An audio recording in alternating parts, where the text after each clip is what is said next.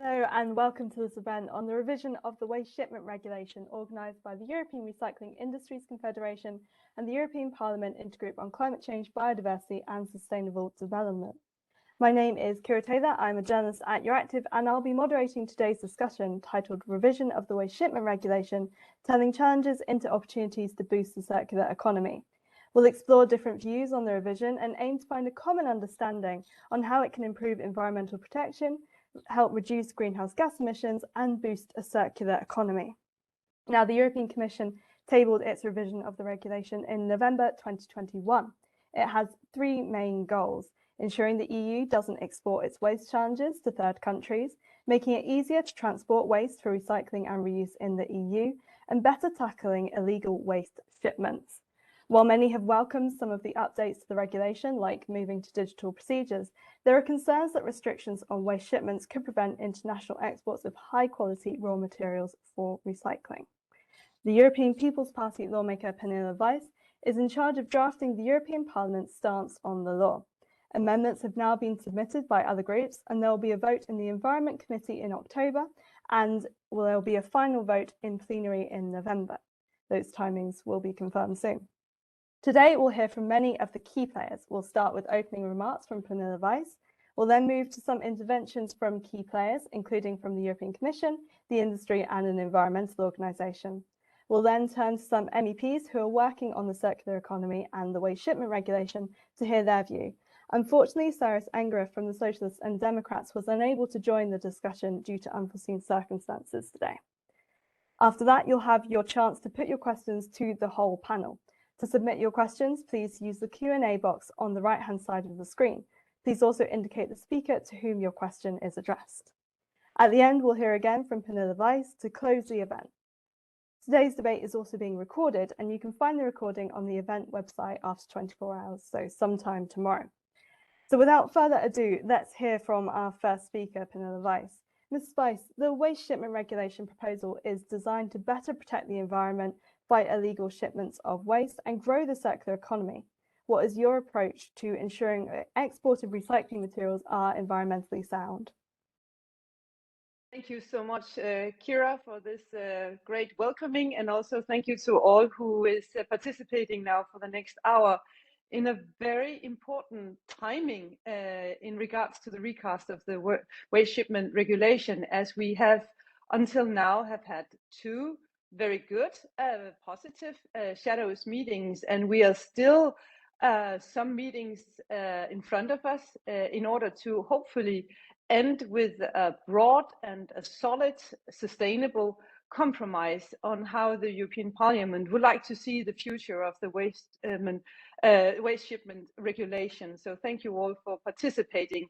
To your question, yes, that's a challenge, how to do it, because we are in the midst of a globe that is changing, both politically due to a kind of reaction to the shadow sides of globalization, but also, of course, the rising of climate challenges and climate consequences, and also as it is a part of the environmentally politically scope of the European Parliament. Also, we see that the way the Waste Shipment Regulation was designed was not fit for a future where circularity in every way of society, it is not fit for that. So we need to make a very linear and also a very mature regulation to work digitally, circular. And to do so, we need it also to be digitalized, because digitalization is a part of the twin transition in the European Green Deal, that we both work in order to decarbonize, but also to upscale the digitalization of our societies, because we need digitalization and data to work together with us in order to protect our environment, but also to heal the climate. As a core issue in the recast is also because we have unfortunately seen a lot of very terrible examples of waste crime that we need this regulation to be a stronger tool to combat waste crime. There, hopefully, the digitalization can be a helping tool in that, but also to improve the already very strong proposals from the Commission side to have even stronger sanctions, so that all the good you could say stakeholders, the good participants in how we reduce waste in future, but also the way we treat the waste we produce in our societies, that we don't create loopholes for crime, but also that we not, as also mentioned by you in the beginning, Kira, do export to third countries waste challenges that cannot be solved by third countries. And that's one of the big issues in our negotiations, is how to do that, because there is some kind of contradiction in how to create circularity in a market economy, but also because sometimes we as politicians, with all the best intentions, we think in if there is a problem, then something has or someone has to be forbidden. And where I am, also in my political backbone, I'm very curious to learn more this afternoon about how can we actually stay open in our approach to the waste shipment management regulation, because we cannot, as EU, that are one of the biggest waste producers on the globe, we cannot solve the problem ourselves, and also we should not, because we need also to make the ripple effects by the way we work together with the rest of the world, both inside and outside of the OECD countries, so that we heal the climate and also that we improve the conditions for a more healthy environment for not only EU citizens. So that is one of the key components in what I try to do, and try to negotiate together with my colleagues, shadow rapporteurs. Therefore, also this afternoon, I hope that we will hear from stakeholders also how do they see the future, also in order to make the regulation more agile to future innovations? Because I've for the last 6 months, I have heard so many examples of technologies, innovative, disruptive technologies that cannot get into the market, neither on the single market, the EU single market, but also in the way that the global technologies on or norms on how to treat and how to transport waste are done. So also I really hope that we can recast this regulation in a way where we also can use it to invite more innovation. Welcome, not only in the year of 2023, but all the years ahead in front of us. So that is what I hope, and thank you for giving me the floor for this opening remarks. Back to you, Kira. Well, thank you for that introduction, and it will be really interesting to kind of find out what other stakeholders find.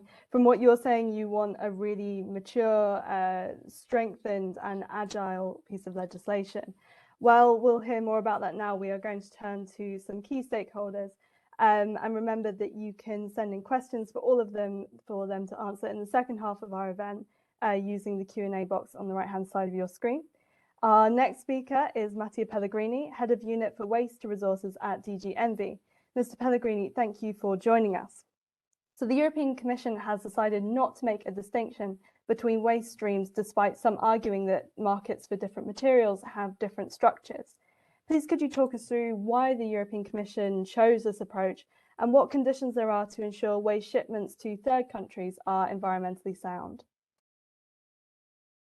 Yeah, thank you very much, and good afternoon, everybody. And also, I would like to thank the rapporteur, Mrs. Weiss, for the work which she has done so far. I will start with the last question and then move to the other question. So let me start with the last question: is in which way we are going to ensure that there is an environmentally sound management in the third countries. If you look at the regulation, we have put forward a two-layers approach. So there will be first a layer at country level and then another one at facility level. So the big change from this regulation to the old regulation is that now any country which would like to, which is a non-OECD country, which would like to receive a waste from the European Union, should notify to the European Union, to the European Commission, the intention to receive a waste, and then it should be able to meet a number of criteria which are contained in the regulation in terms of environmentally sound management. And only if we are convinced after the application that this country is able to treat it in an environmentally sound management, then the Commission will approve and will add this country in the list of countries which can receive waste from the European Union. Let me also say that this is a dynamic list, because there has been, we have been asked already a few times this question. So the idea would be that at any stage, if a country which was approved by the European Commission to receive waste because was able to demonstrate that it does it in an environmentally sound management, with an environmentally sound management, we can still, if then there is evidence that this is no longer the case, to remove that country from the list. So this is what is happening at country level. Then we have the second level, which is a facility level. So as you know, we have foreseen that for any export outside the Union, there will have to be a third-party certification. So this is already something which we have seen is done by certain companies exporting outside the EU. So we will be sure, by creating a level playing field, so it will be an obligation on all the exporters, we are sure that not only the country is compliant, but also the specific facility where the exporter is going to be. We believe, I mean, to go back to the question of Mrs. Weiss, indeed, is a very, let's say, special situation where, of course, you have a number of international obligations. That's the reason why we believe that our system provides a very good balance between our international obligation on the one side and the fact that we want really to make sure that we no longer export in countries where we know that the treatment of waste will be done not according to the same environmental rules, or to similar environmental rules. Now, the second question you have asked is why we didn't do any distinction. We got also that question several times. So why the Commission has put together all the type of waste streams, so from plastics to metals to paper. The idea, essentially, I can provide a twofold reply. The first one is that already in the current legislation, so under the current rules, all waste is treated in the same way. So all green listed waste is treated in the same way. So for us, if we have seen that indeed there has been some proposal, for example, to start to differentiate between processed and unprocessed raw materials. But that's, in our view, will create an additional layer of complexity on something which I recall to everybody is already extremely complex. I mean, we're talking about a massive regulation of about 82 articles. So you can imagine already now is a very complex piece of legislation. If we also introduce additional layers of complexity, it would be very difficult to be managed. But then the second reason is also because we are aware that there are also issues about how certain process waste is treated in third countries, generating a lot of, for example, of air emissions. So it's not always the case that a waste, because it's a process waste, will be treated in a good way in the receiving country. And if I don't abuse of the time, I just want to make a final point. Why we distinguish, because that's we got also from several, let's say, MEPs when we had their assistance, when we had the technical discussions, why we distinguish between OECD and non-OECD countries. And the reply is very easy, that this distinction is already foreseen in a number of international obligations for which the Union is a member. So the Basel Convention, but more importantly, the so-called OECD decision, which actually is a legally binding decision upon the Commission. So essentially, it is our legal interpretation, backed by our own legal service, that we need to distinguish between OECD and non-OECD countries. But as we have seen, and that is my last point, for non-OECD countries, there is a specific monitoring system which we have put in place. So if we see that there is a problem, let's give just an hypothetical example. If we see that there is a problem with plastics in Turkey, Then, of course, which is an OECD member, we can intervene according to this monitoring system, which is one of the articles of the regulation. So that's all on my side. Thank you, Mr. Pellegrini, for talking us through the Commission's thinking around this. Well, next we turn to the industry. Emmanuel Katrakis is the Secretary General of the European Recycling Industries Confederation, or EURIC. Mr. Katrakis, what is the industry's perspective of this? And do you see ways in which it could be improved? Yes, sure. And thank you very much, Kira, for that introduction. I had just one slide.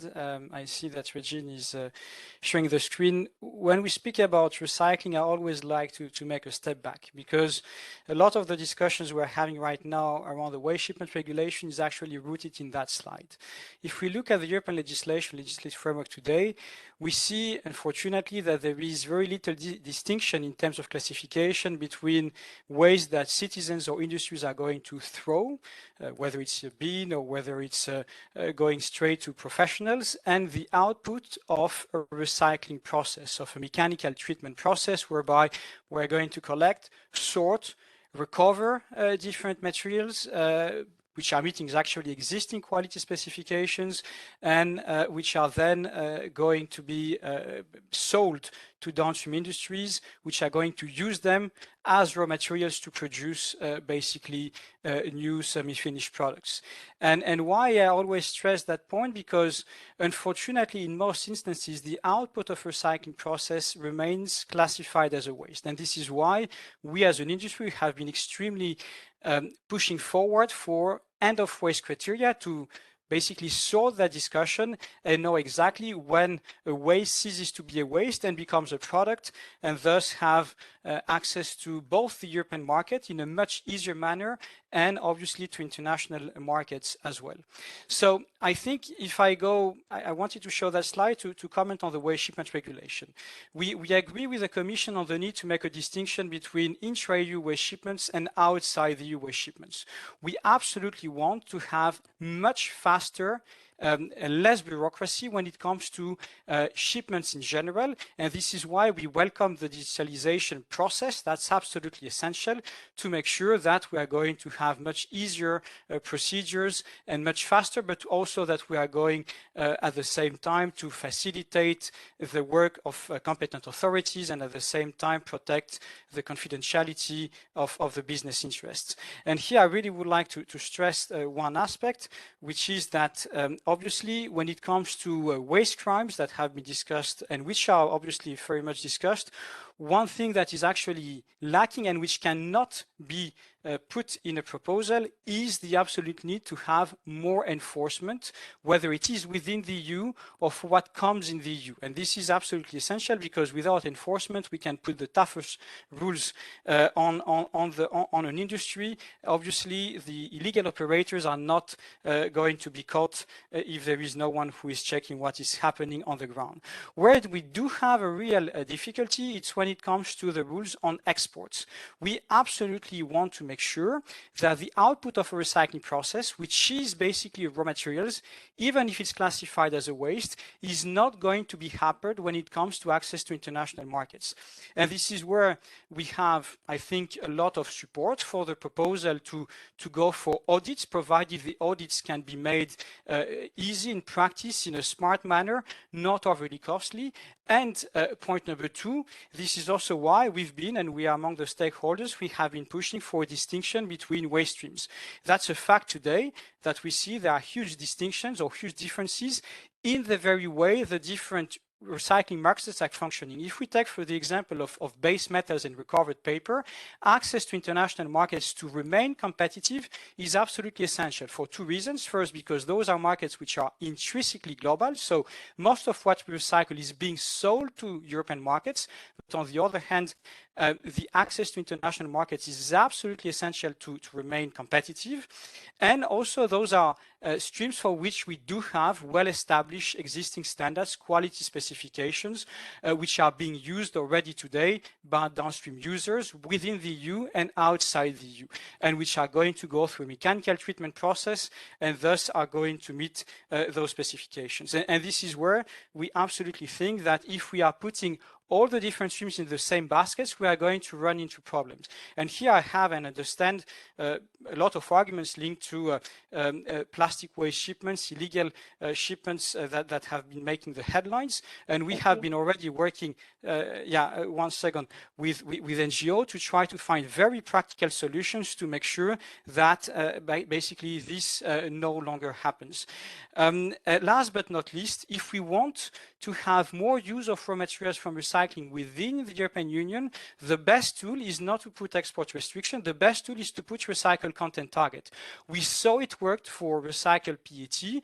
We are pushing for more recycled content targets, not only for plastics, but for other materials, especially if we end up with export restrictions that would be, which we basically will end up in a situation where recycling more in Europe than the demand and no sufficient demand to take what is being recycled in Europe, and which would mean in practice a collapse of the market and a lot of problems for the recycling industry. So I really stress the point that here it's a market economy. We obviously are saving a lot of CO2 and energy, and if we want to make that work, we need to make sure that we keep an access to international markets and at the same time foster the use, the demand for raw materials from recycling through binding recycled content targets. I'll stop here. Thank you for that perspective from the industry and what the industry needs here. Now we turn to Lauren Weir, an ocean campaigner at the Environmental Investigation Agency. Ms. Weir, what problems is this revision tackling, and can the requirements be strengthened when it comes to plastic waste shipments? Thank you, Kira. As mentioned, so I'm from the Environmental Investigation Agency. We are members of the Rethink Plastic Alliance, a cohort of European NGOs working on supporting the development of European policy to ensure that plastic pollution emergency is adequately addressed across the entire plastic life cycle, so not just with regards to plastic waste. The Waste Shipment Regulation forms an incredibly crucial part of the EU circular economy objectives. Upstream measures such as more sustainable resource consumption and product eco-design are vital, but without adequate end-of-life treatment policy frameworks, our successes run the risk of being weakened.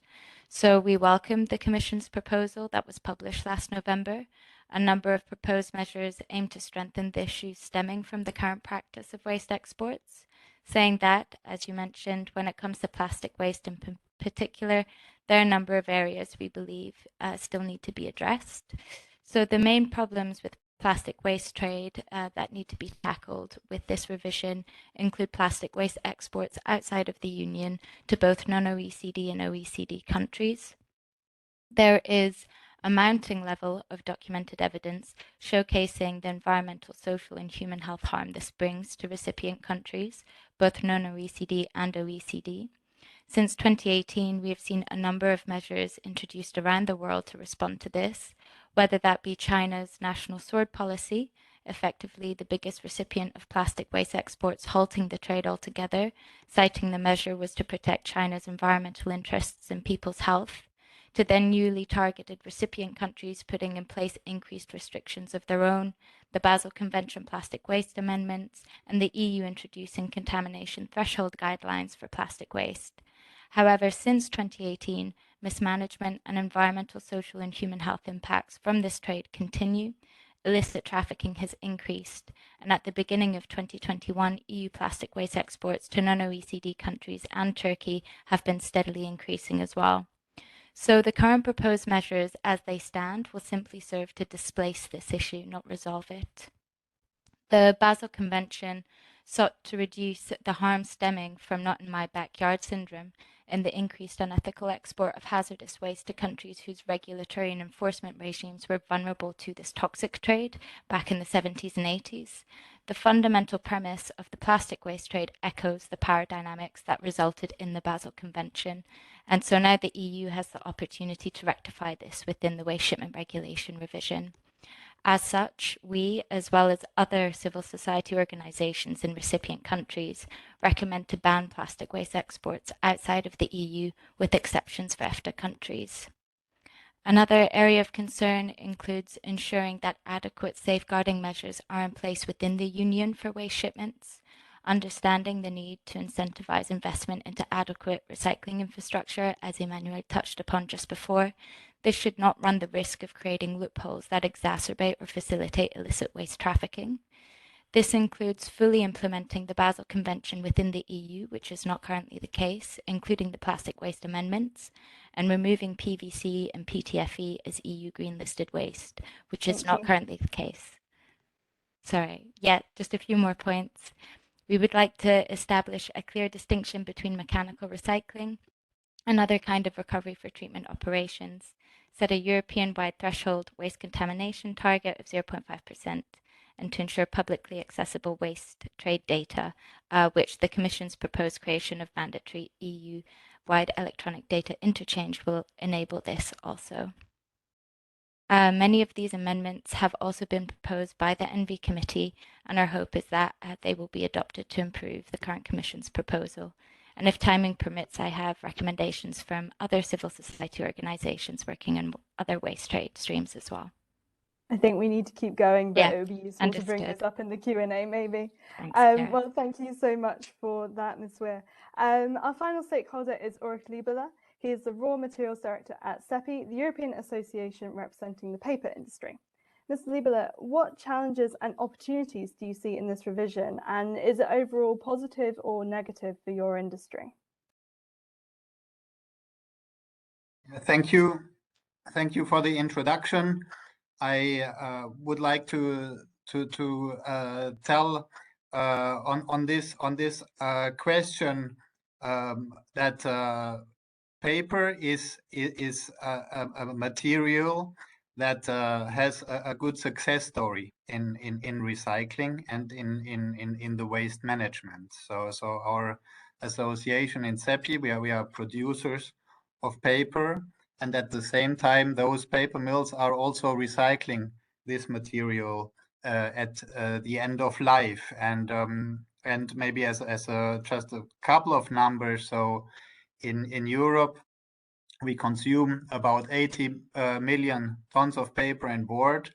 Out of those 80 million tons, 60 million are collected again, and out of those, more than 50 million are recycled back in the paper mills in Europe, while only about 7 million tons are exported, or as it's more correct to say, are imported by third countries or paper mills in third countries that are keen to get this raw material. As Emmanuel rightly told, it's a material that is globally sought for. It has a strong market globally, but where we see it differently is that even though that is a material with a quality standard, we believe that recycling process is only finalized when it's back in the paper mill and becomes new paper again. And to ensure this cycle, I think a lot has been done to increase the quality standards, which has then also had effects outside of Europe. And so that phenomenon that we just heard described by Lauren Ware is also valid for paper. So China and then other countries have also put in place more restrictions on the quality to make sure they get the quality they need, and that is improving the way this material is collected, sorted, and then recycled in the end. So if I come to your question, is it an opportunity or is it a threat? I think we have to see this rather as an opportunity to further really increase the internal market in Europe, to make sure the material is flowing better between the countries. Enforcement was mentioned by Emmanuel as well. That is very important because a quarter of the paper for recycling in the mills is transferring between countries in the internal market. So and we promote that policy. On the other hand, when we look at exports, yes, we support the principle that environmentally sound management is also applied outside Europe, but we should also refrain from tendencies to close the borders towards the external third countries, especially if it is about materials such as paper, where we have indeed quality standards in place, but that principle is supported. And we also believe that the end of waste status should not exempt from that obligation to have environmentally sound management also outside Europe. Finally, Thank you. we believe that the classifications of waste needs to be further clarified between member states. This is also rather an enforcement that needs to be put in place. But generally, I think to increase recycling and reuse in Europe, it is necessary that we have harmonized collection systems, as harmonized rules on the recyclability and the product design, so that really the investors know what they can expect and can invest in Europe. But the wrong signal would be just closing the borders. But really having an investment ground in Europe is the solution with a regulatory framework on collection and recyclability. Thank you very much. Thank you, Mr. Lieber, and thank you to all our stakeholders. Before I turn to the Q&A, we'll hear some reactions from some key lawmakers who are working on the circular economy. So both the stakeholders we've just heard from and the MEPs will stay on for our Q&A discussion. So please keep your questions coming in and make sure you tell us who they're for. So on to the lawmakers. So our first speaker is Sarah Mature, one of the shadow rapporteurs for the Waste Shipment Regulation and a member of the Greens. Mrs. Mature, you have the floor. Thank you, Kira. And I think it's clear when also hearing these stakeholders that one of the key discussions that we are going to have whilst tackling the political discussion around this is plastics. I think more as a general remark, the ambition of the Commission is really the right one. It's time we stop exporting our waste problems to third countries.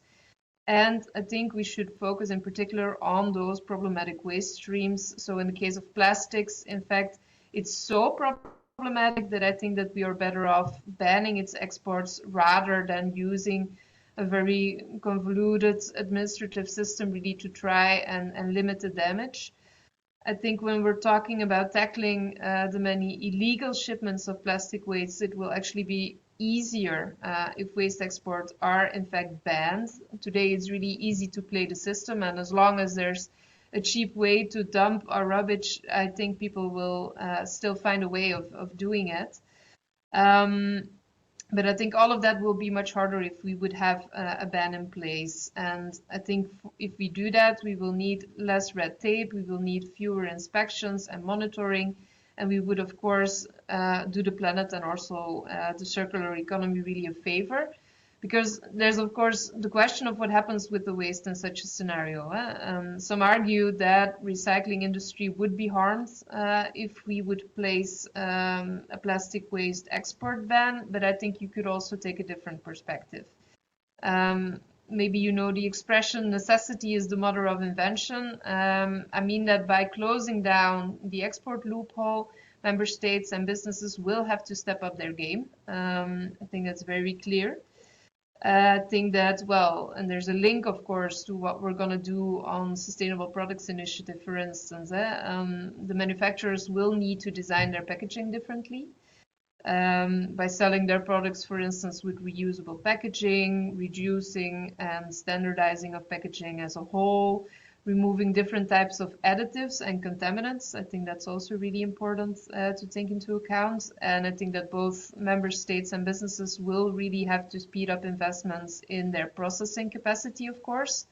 Also an important one, because, well, if you stop exporting, then of course something needs to be done with that waste. I think that will require, of course, setting new norms and standards, like indeed mandatory recycled contents, and then the markets will follow. And I think that, well, anyone who believes market economy works well, then, well, you should have the confidence that market players will actually innovate in the context of this new reality. And well, that's really an important point for us to make as policymakers. I think we already see what happens if we don't do it. And indeed, the example of China was already made. I think, well, what we see is really the waterbed effects. The market just redirects on recyclable and toxic plastics from one country to another. And they will consecutively put these import bans in place. So we're not really making any solutions there. I think we can't let the market work on itself, and we need regulation and guidance there, really. And maybe just shortly also on metals, because, well, this was very focused on plastics. Well, as far as we know, about 20% of the scrap in the EU is leaving Europe. These volumes are increasing rapidly. A lot is going to Turkey, for instance, India or Pakistan. But here again, in many of these places, we know that the environmental and social standards are often lower than European ones. And for us, it's really important to make sure that exports only happen if environmentally sound management is really proven. That's key. And well, that's a discussion, of course, that we're having also with the Commission. If you look, for instance, at Turkey, it's the #1 destination for EU waste, and it's an OECD country. But to me, it really doesn't make sense that purely on the status of being an OECD country, you could say that you know, their legislation is environmentally sound and socially as well. And we know that that's not the issue there. We know it's not true. So I think it's important that we ensure that prior auditing of facilities outside of the EU is really done properly and independently if we want to tackle that issue. Thank you so much. And our final speaker is Malte Gallet, a green lawmaker who is working on the circular economy. Mr. Gallet, you have the floor. First, I unmute myself. I think this is always a good idea. Thanks a lot. And of course, I have to totally agree with Sarah that I think it's really, really the time that we ban the export of plastic waste, for example. But let me start maybe to think a bit more like from a outside view. I guess like what's really moving me, it's that through our waste, we're really destroying nature a lot. For me, like plastic waste or waste in general, well, first of all, the waste concept in general, to me, it's wrong in itself, because declaring something waste means we say it has a value of 0, and I completely disagree with this. I think every resource does have a value, and I think we should behave in this very way to give everything a value. So the whole concept of waste is wrong. And then if we look what is waste and how we deal with it, basically it's just an emission. It's like as if we emit CO2 to the atmosphere, we emit waste to our nature. We pollute our oceans, and not only our oceans, even our grounds. Like researchers from my university where I was studying in Bayreuth, they found out that actually in the soil there's more microplastics pollution than in the water. And so I think we really have to tackle this whole problem. And there I have to agree with what Ulrich said. I think I could hear a Swabian connection there as well. That of course we have to start by the design, you know, and this is the nice thing about the European Union, that with our market weight in the end, with all the power that we have, we can really send signals. And if we really do ban plastic waste, then we will end up at what Sarah said. We will end up at the point that we have to take care of our own stuff. And this, in the end, will lead to us producing really in a way that is fit for circular economy. If we continue to ship plastic waste, for example, then we do not really create the incentives of really taking care of it in the way that we think it's the very best. And so, yeah, I think by really keeping our resources in our markets, we create the incentives for the consumers, for the industry, and we also can really lead by example, so that basically what is happening all around the world, good working concepts will be copied worldwide. Yeah, these are my first thoughts on this. Thank you. Excellent, thank you. And I think Matteo Pellegrini needs to go in a minute, but maybe I could ask you just to stay for a couple of minutes, maybe to give some responses to what we've heard so far. Mr. Pellegrini, are you there?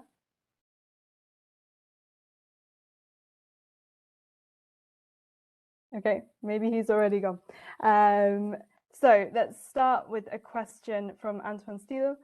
Why are completely different waste streams treated in the same way when it comes to waste exports under this proposal? We've heard quite a lot about this today already. Ms. Weiss, maybe let's start with you about these differences. Oh, we have Matteo Pellegrini back. Yeah, so I'm back. I was just in the process of leaving, but I think I can take, I mean, as I said, until 15 I can be here. And so I think what I can take is the point that a number of, so first of all, thank you very much to all the participants also for the support overall to the Commission proposal. I think to go back to the question of, let's say, plastics, and indeed, I mean, the Commission, it is aware about the export trend, and notably that some of this export is going towards OECD countries, and notably Turkey in this case. And that's the reason why we've put in place this monitoring mechanism that will indeed allow the Commission to take the same type of measure we foreseen for OECD, non-OECD countries. The reason why we have put two systems, as I've tried to explain, knowing that indeed this question will come up, is that there is a distinction at international level. So both in the Basel Convention and in the OECD decision, which, as I said, these are legally binding treaties on the Commission, I mean, on the EU as such. So we cannot now come up with the overall, and also the idea of an overall ban. Indeed, I totally agree that by having, let's say, restrictive measures, especially when these exports, they go to countries which are not able to treat in a proper way this waste or secondary raw materials, then indeed there will be a creation of a domestic industry. But also that, I think we should be aware that we will need time. And that's the reason why an element which I always draw the attention of all stakeholders is that in the Commission proposal we've foreseen a 3 years delay for the entry to force, because according to our data, at the moment there is not enough recycling capacity if, according to our estimates in the impact assessment, more than half of our exports will then remain in Europe. So, and to build the recycling plant, it takes as a minimum 5 years. So we have taken the 3 years of transitional period plus the 2 years of co-decision. So it's already very ambitious what the Commission is proposing in the text. So of course we are also aware that the Parliament is asking an opinion to the internal legal service of the Parliament. So I mean, what I've been presenting to you is our own advice by our own legal service, that the Commission cannot treat OECD and non-OECD countries in the same way due to the existence of international obligation. But of course, we will also be interested in, once the opinion by the legal service of the Council will be available. The Commission has already given the full availability to discuss together this issue. And the last point on end of waste criteria, so that I will really finish as I promised at 15. I can only reassure you that indeed is a very important point. It's not related as such, but indirectly is really related. And the Commission has the intention to develop more and more end of waste criteria. It's something which we are fully aware we didn't do it. But now we're in a process. You know, there has been a list of priority sectors published by the Joint Research Center of the Commission. And now we have asked the GRC, the Joint Research Center, to work on top 3 priority sectors, which does not mean that they will only work on that, but which are textile, plastics, and construction and demolition. But then we will also continue to work also in other areas. So indeed, then it's very simple. The reply to the question was asked. If there are end of waste criteria, then as soon as the end of waste criteria are applied, this is no longer waste, but it's a product. So then it can freely be traded, because it will not be subject to this regulation, because it will not be not be waste, but it will be rather be a product. So, and I do apologize if I have to leave, but it's for another trilogue in the Parliament. Thank you very much. Well, thank you so much, and we got you down to the last minute. Good luck with the rest of your day. Maybe Mr. Leiters, come to you for a reaction on what we've just heard. Well, I can only add to that or was it me that was about to say something? I'm confused now because my screen is reacting weirdly. You have the floor at the moment. Okay, thank you. Yeah, well, I can only echo and also applause that the Commission's proposal for the recast is actually it's very strong. It can be strengthened on some topics, especially when it comes to waste crime.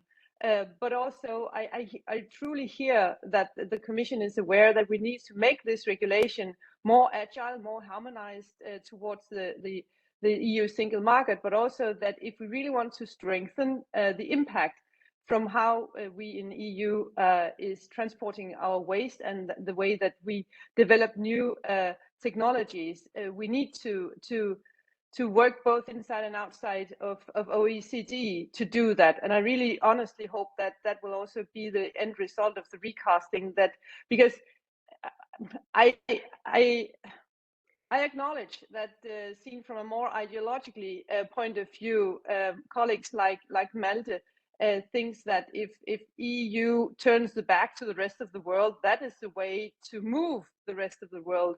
I'm not a believer of that.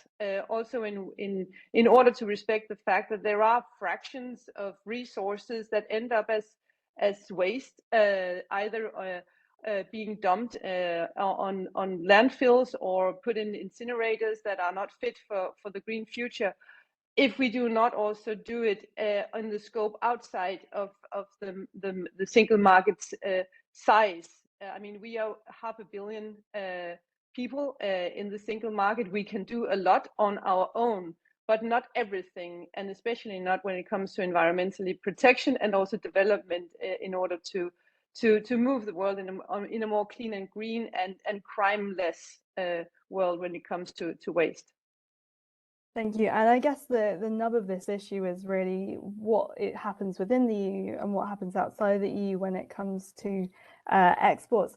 Mr. Katrakis, maybe you can come in on this and respond to what we heard from the European Commission. I want actually to comment on two things. First, what Mrs. Mathieu said, and obviously get back to the question linked to the distinction.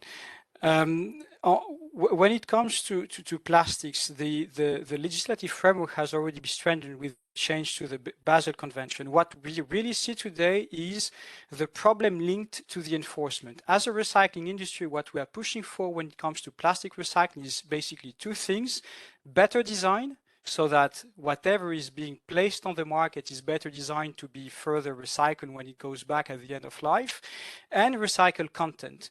But obviously we also know that for certain types of polymers with a certain degree of quality, some markets are international, and this is something that we cannot discard overnight. And this is why, as an industry, we keep pushing very hard on recycled content, not only for packaging plastic, but for automotive plastics, e-waste plastics, and obviously when it comes to other streams as well.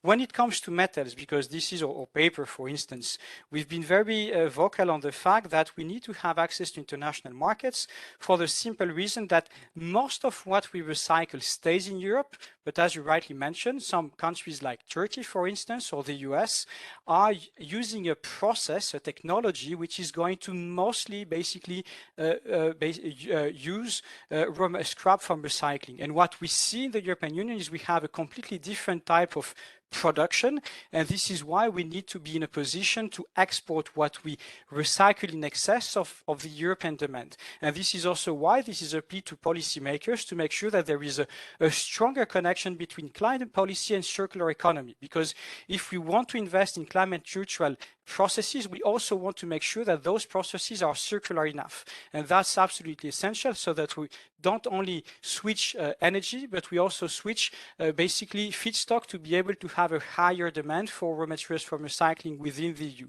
But again, those are markets which are truly global, and to stay competitive as an industry, we need to make sure that we have access to those markets. And again, when it comes to making sure that at the end of the day, we are going to be in a position to prove environmental science management, as I said, third-party auditing is not something that we oppose at all.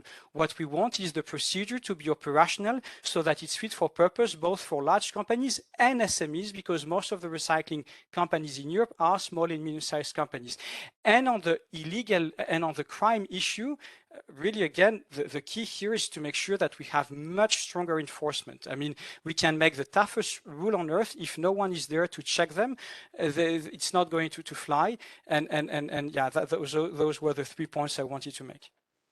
Thank you. We've only got a few minutes left, so I'll ask some more questions, but ask our speakers to keep them very brief. Maybe first a question to Mr. Lieber there. We had a question in the chat from Mark Elrich, who's saying that he's investing in recycling facilities in Greece, focusing mostly on the paper stream. The natural markets for clean materials are mostly in Turkey and India. Without the outlets, you would stop investing in recycling. Is this also a concern that you have when it comes to the Waste Shipment Regulation?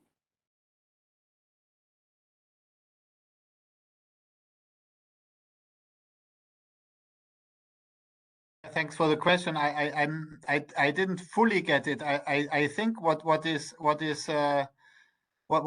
is about is the quality of the raw material.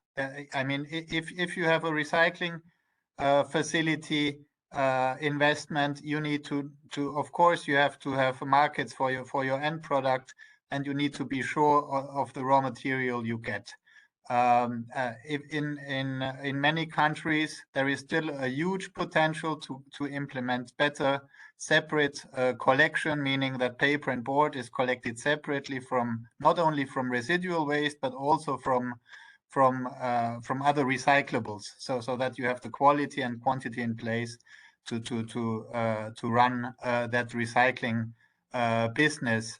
There is demand for these materials outside Europe, no question. But as I said again, we are not in favor of closing borders and protecting the markets, but we are in favor of having a level playing field, so that we don't have environmental or social dumping, and that this would be driving the exports of raw materials outside Europe. We need to build first a European circular economy, but of course export possibilities are evolved, because investments in recycling and development of further collection are not exactly always going hand in hand. They go in the same direction, but not exactly at the same time. So this valve of exports is good, but we need the level playing field. I hope that answered the question. I may not have gotten it fully. Ms. Mature, let's come to you with the next one from Vincent Jonker. Should it not be the case for all waste streams, not only plastics, that in accordance with the ESM principle, exports should never result in adverse impacts on the environment or on human health? Well, yes, of course, I would completely agree with that statement. And of course, that's also what we're trying to do in the revision of this directive, to make sure that indeed there would not be an export unless we know that those environmental and social criteria are being met. But of course, the reason why we are making a distinction is because we know there's a huge issue when it comes to plastics. I mean, just the fact that most of our plastics are actually contaminated, that there's a lot of pollutants in there in the conception, even of the production of goods, is an issue. We know that, for instance, also plastics is of course not a super valuable raw material if you want. So, I mean, we know when it comes to, for instance, countries like Turkey, etc., they end up in landfills, they end up in incinerators. So you know that they are not being recycled in the way that we think is fit and is necessary when it comes to environmental standards. So I think we need to make a distinction there, honestly, because the problem is huge there, and we don't seem to be able to get to the bottom of it. So yeah, I think if we would do as the Commission says now, we would have a lot of red tape. But yeah, enforcement would really remain a huge issue. I think here we better bite the bullet and just be very clear on what we think is necessary when it comes to plastic, and that is that we need to, you know, get rid of our own mess, if you get what I mean. And recycled content, yeah, of course, I agree with what some of you have said, that is really one of the key things if you want to have a healthy market. And I think that there's already some really good examples in some of the latest legislation that we've been talking about, for instance, when it comes to batteries. I mean, if you ask me, I think we should have a lot of more requirements to recycled content on a lot of products that will be put on our market. And it will be one of the key things also that I will try and implement in the Sustainable Products Initiative, because of course this is also a question of what kind of products do we want on our market, and how are we going to make sure that there's a living circular economy within Europe. And then of course you need to have these kind of legislative incentives to make sure that it's actually economically viable. Thank you. Well, we're very quickly running out of time, so I just want to allow the two speakers on our panel who haven't had a quick chance, just give them a quick chance to speak. So maybe Mr. Gallay, what are you hearing here? What is your response to all of this, just very quickly?